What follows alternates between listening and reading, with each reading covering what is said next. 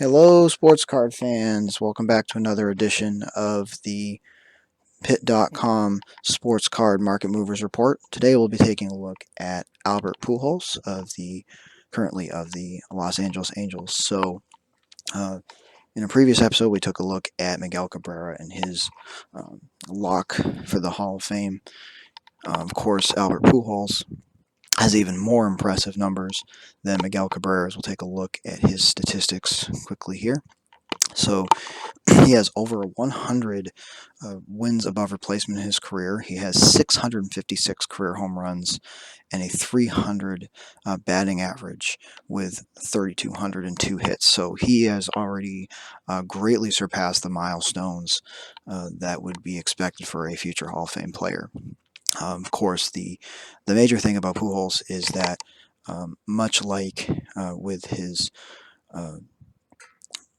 contemporary Miguel Cabrera, he has a had a pretty hefty contract. The big difference with Albert Pujols is that his contract actually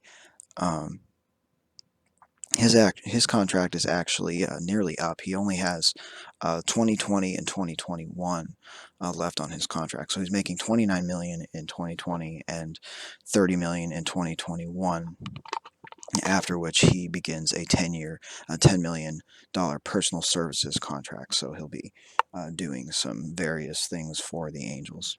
The exact the exact nature of which is not exactly clear yet. But whereas Miguel Cabrera has 3 years after 2020 guaranteed, Pujols only has 1. So he is much closer to retirement than Miguel Cabrera. We'll take a look at the baseballgauge.com. So this site tracks uh, the wins above replacement trajectories for current players. And as you can see, Albert Pujols tops that list. Right behind him is his teammate Mike Trout, Robinson Cano of the Mets, and Miguel Cabrera. So Miguel Cabrera, we've already discussed, is pretty much a lock for the Hall of Fame. He hasn't quite reached 500 home runs or 3,000 hits, but he has time to do it. Pujols is already way beyond that. Pujols has already over 600 home runs, already over 3,000 hits. So he is just an absolute lock for the Hall of Fame. And yet his cards, much like with Miguel Cabrera's, are not as expensive as you'd think. So his 2001 Bowman rookie card in PSA 9 has been around the 150 to $160 range, and the PSA 10s are much harder to come by.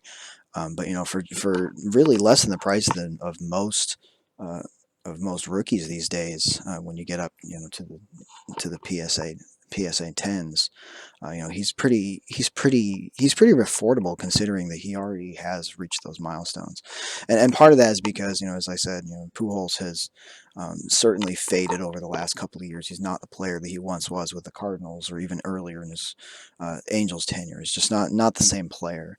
But of course, he's made all of these huge milestones when the Angels. Of course, his 500th home run, his 600th home run, his 3,000th hit.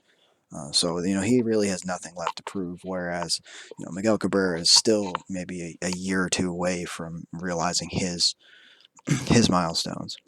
So just like Cabrera, he's basically a safe lock for the Hall of Fame. However, unlike Miguel Cabrera, Pujols has a few more options for his rookie cards. And so what's happened over the years is that his rookie cards have um, certainly not kept up the same price point as Miguel Cabrera's, because Miguel Cabrera really only has the Topps Chrome traded, and the Topps Auto, whereas Pujols has several other options. So one of those other options is the 2001 Upper Deck. This has been a favorite of collectors for a long time. Yet it hasn't really grown. This particular card um, doesn't really sell as much as you'd expect it to. So it usually sells for under $100. And in fact, on the pit, we've actually had a few people even trade them in for $50 to $60. So um, as Pujols has aged, many collectors have actually sort of abandoned him, which is kind of sad. I mean, considering that he has some of the best numbers of all time when it comes to hitting. Of course, his perfect 300 batting average may may end up not being maintained, as he's not really a 300 hitter anymore. But the home runs and the hits certainly, those are now. Now that he's so clearly surpassed those milestones, and with no PED uh, allegations or anything like that. So, if you're looking to pick up a card of a surefire Hall of Famer for under $100, especially in a gem mint condition, the BGS 9.5 of his 2001 Upper Deck is probably the best way to go. The Pit has a couple for $93, which is a little bit less than eBay. So if you're looking to get into this card, definitely consider the 2001 Upper Deck. The other card you could consider is the 2001 E-Top. So this is also a rookie card. E-Tops does have quite a rocky history, but there are still some E-Tops cards that are quite desirable, including Pujols rookie card. This is a really nice looking card. It features a picture-in-picture with a young Pujols and portrait, and him also swinging the bat for the Cardinals. Actually, a very nice looking card. This card, typically sells for around $40 to $45. This is the PSA 9. Of course, there's also the original encased version as well.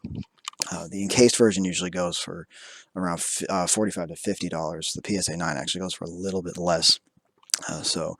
Considering the card is already encased, the chances of it being a 9 or a 10 are very high anyway. So if you want one that's already graded, you can always go for a PSA 9, and if you can find a PSA 10. This card is not as popular, of course, as the Bowman or the Upper Deck, but it is a nice looking card, and if you're looking to get in, at a relatively low price point on his cards, this is definitely a card that you could consider. You can buy two of these for the cost of one BGS 9.5 Upper Deck. So yeah, so Pujols definitely.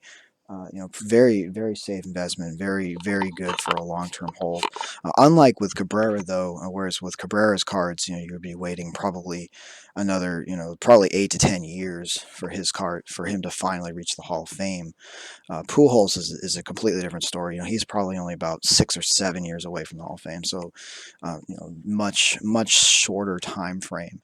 But his cards are likely to go up more than that.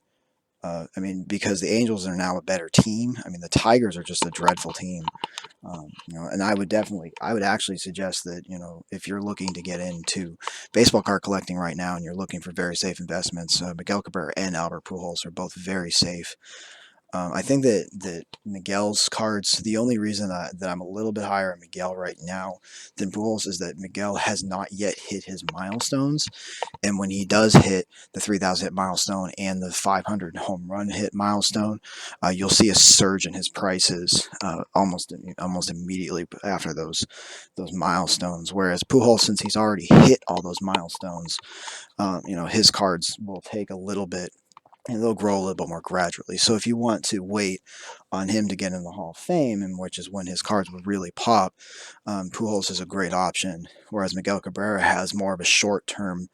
He has a little bit more of a short term push with those milestones. So of course, the sooner that we get the 2020 season underway, the quicker he can reach those. But Pujols, if you're looking for a safe investment under $100, he is about as close as you can get to one. He's a lock for the Hall of Fame. He's a very likable player, and the Angels are actually improving. And of course, Trout plays for the Angels, so there's a lot of eyes on him right now. And as people have seen him kind of deteriorate, they've forgotten what an amazing career he's had. So definitely don't forget about Pujols. Definitely consider buying in while his market is low. And I will be back with more of these market reports very soon. Happy collecting, everyone.